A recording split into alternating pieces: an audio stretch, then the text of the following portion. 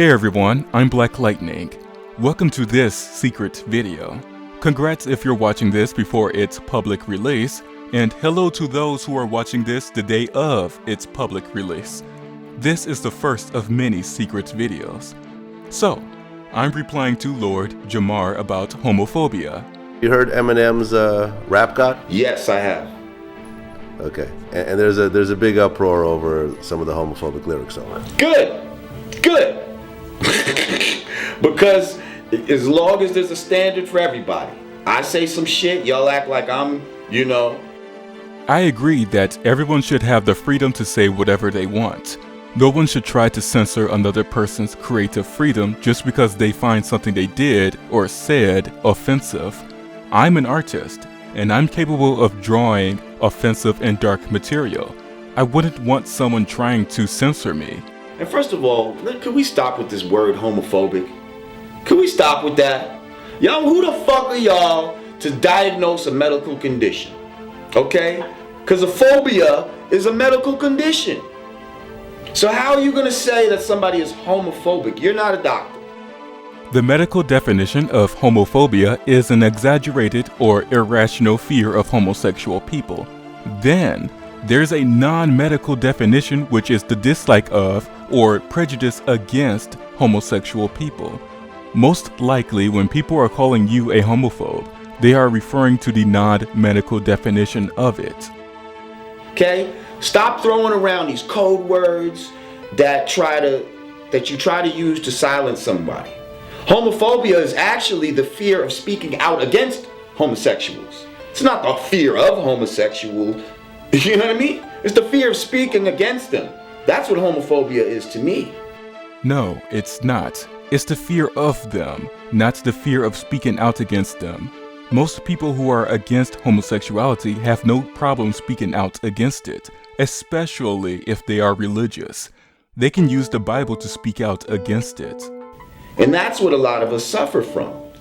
But me being in disagreement of something doesn't give me a phobia. It just means I don't agree with them. Are they heterophobes? Are homosexuals heterophobes? Because I know plenty of homosexuals that'll be like, oh, that's disgusting to have sex with a woman. They'd say that's disgusting. They'd probably start throwing up in their mouth a little bit. Does that make them heterophobes? It's okay to disagree with homosexuality, but just be prepared to have people disagree with your position. You can't voice an opinion and expect no one to say anything about it. There's a possibility that there are homosexual people who would say those things. Just because a group of people happen to fight for equal rights, it doesn't make them all good people. I believe you're bringing this example up to justify why you should find them disgusting as well. My advice would be to be the better person. Two wrongs don't make a right. And who am I to call them a heterophobe? I'm not a doctor. So stop throwing around medical terms and just applying them to people. You know what I mean? You can't call me a homophobic. You can't call me a schizophrenic. You're not qualified to say that. So we're gonna have to come up with some new words. But y'all motherfuckers got these code words that you use to try to neutralize somebody whenever they speak. But I'm not going for it. Homophobia is not necessarily a medical terminology. Calling someone a schizophrenic is not comparable to calling someone a homophobe. How is homophobia a code word? Code words are assembled accordingly to specific rules of code and assigned an unique meaning. Homophobia is not a code word. Homophobia has a casual and medical definition for it. It's not unusual for a word to have multiple definitions. Another example would be the word fetish. There's a medical and casual definition for it. At the end of the day, it's not about being against homosexuality or being against white people and all of this. It's about being against the powers that be, trying to make the unnatural natural and the natural unnatural. You just contradicted yourself. You said it's not about being against homosexuality, but shortly afterwards, you said it's about people making unnatural things natural. I'm quite sure you're talking about homosexuality. Trying to come up with a conspiracy theory to justify why you must disagree with homosexuality is appalling. I bet it gets worse.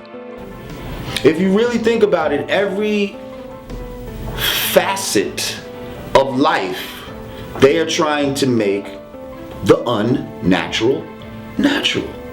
From the food we eat, to the air we breathe, to the type of sexual relationships we have. I figured it was building up to homosexuality. I called it. Okay, now let's just take the emotion out of this real quick. I just want to follow this hypothetical thing to its natural conclusion.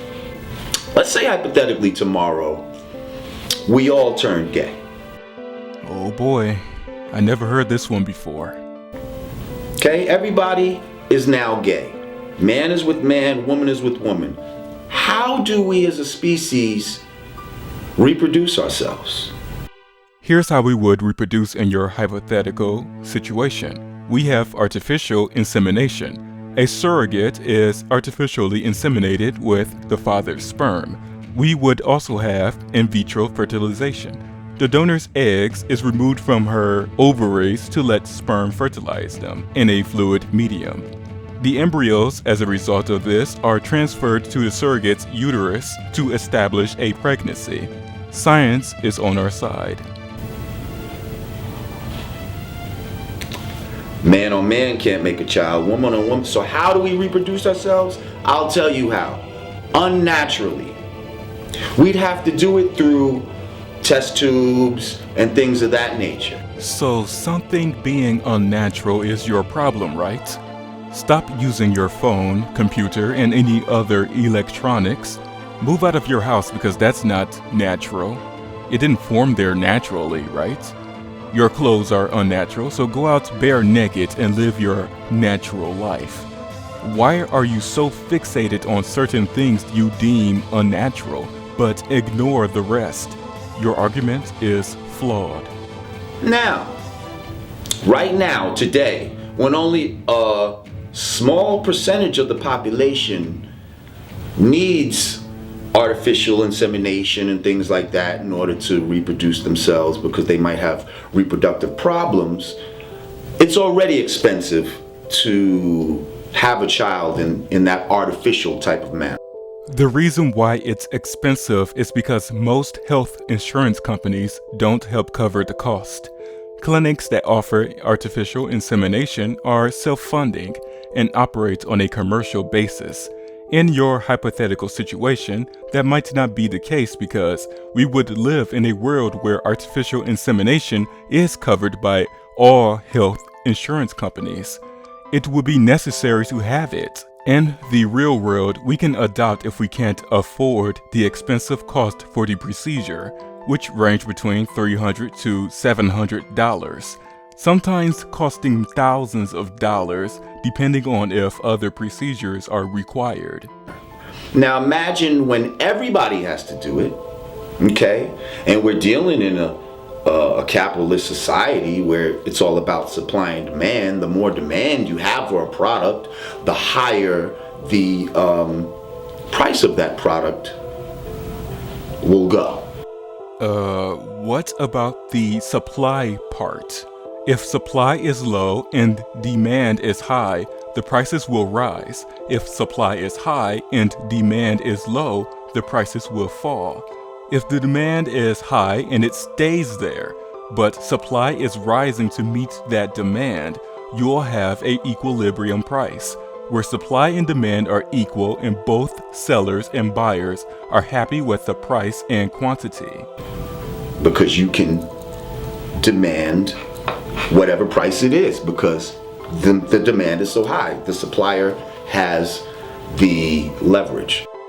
That's not what demand means in this situation. So, if we all have to now pay, I'm talking $100,000 to have a child, who's going to get the shit end of the stick when it comes to reproducing? Poor people. Not black people, not poor people. It's not even about race. It's about economics. It's about the haves against the have-nots. So poor people will not be able to afford to reproduce themselves.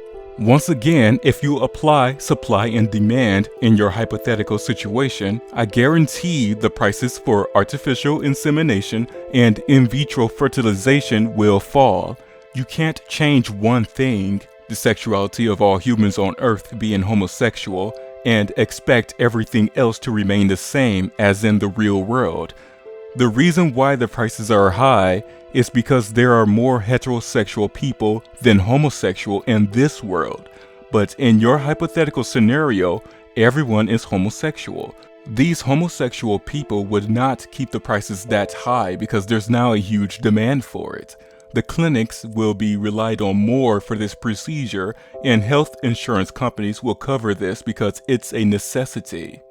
Whereas rich people will be able to choose, the color of the eyes, the intelligence, all of that once they get into genetics. If a black person happens to scrape up enough money to have a child, they might have enough for a one-legged, mentally incapacitated child. What? I thought you were talking about artificial insemination, not eugenics.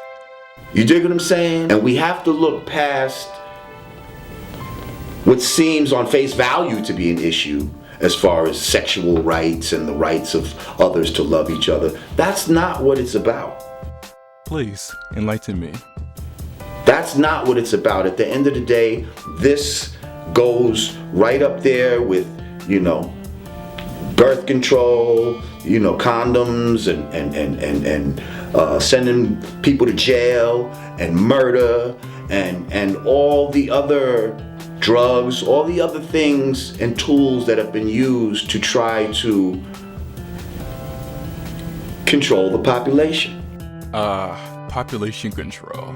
I did not see that one coming.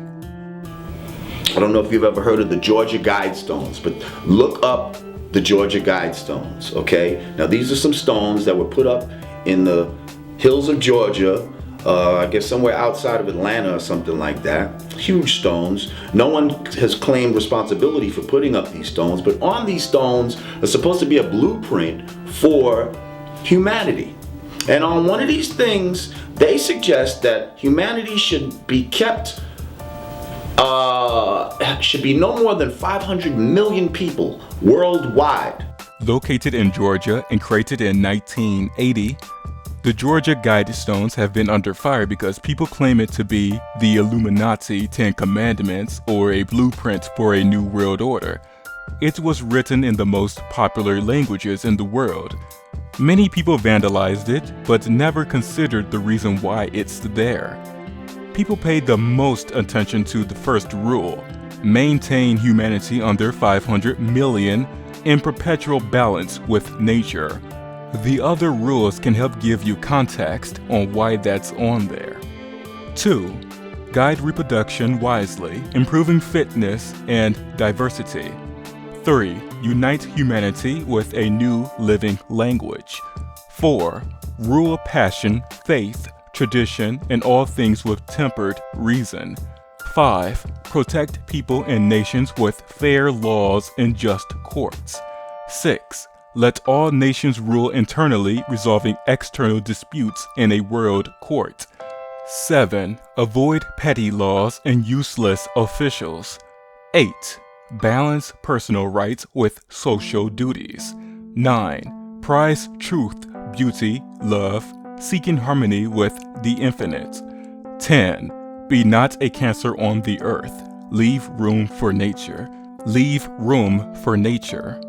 I believe the reason behind the population limit is because of environmental reasons.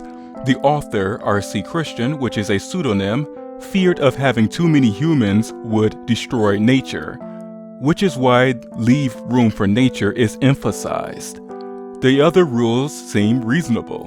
Why does the thought of uniting the world have to be evil? It even said that All nations should rule internally, but external disputes should be resolved in a world court.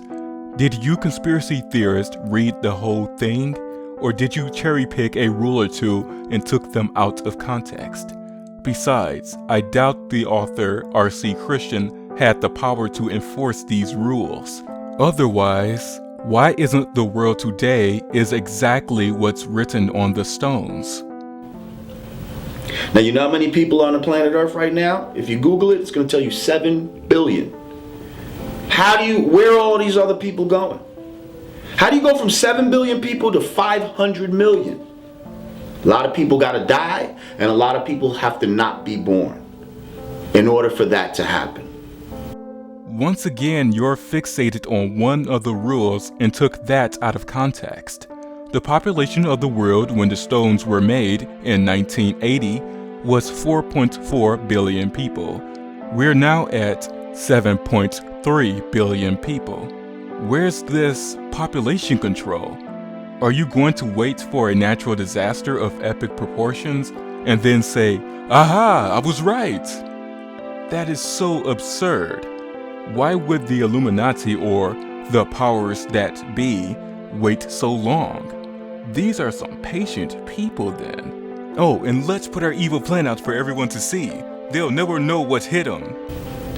So at the end of the day, let's not get it twisted. This is not about the rights for you to so-called love whoever you want to love. Because at the end of the day, love is the strongest thing in the universe, and all people have a right to love all people.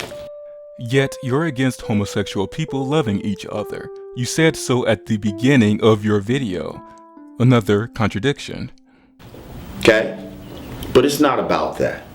It's not about that. They're using one issue to really push another. If the powers that be were using homosexuality for population control, why is there still a vast amount of heterosexual people? And why is our population still rising? In order for you to think that this would work, you have to think it's a choice. I assume you're straight because I'll find it odd to find out that you're actually gay. Then again, there's quite a few outspoken anti-gay people who end up being gay. Don't worry, I'm not calling you gay. If you're certain that women are who you're attracted to, nothing is going to change that.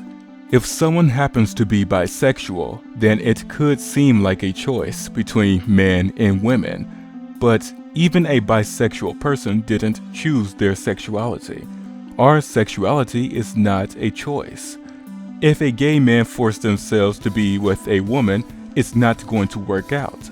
Eventually, an attractive guy will come their way and get them excited.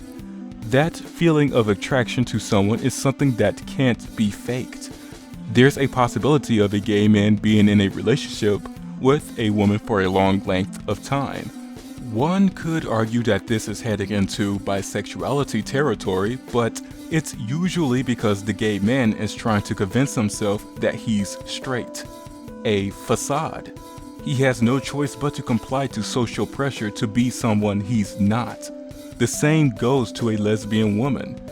Things shouldn't be that way. People should be able to be with whoever they want to be with as long as there's consent.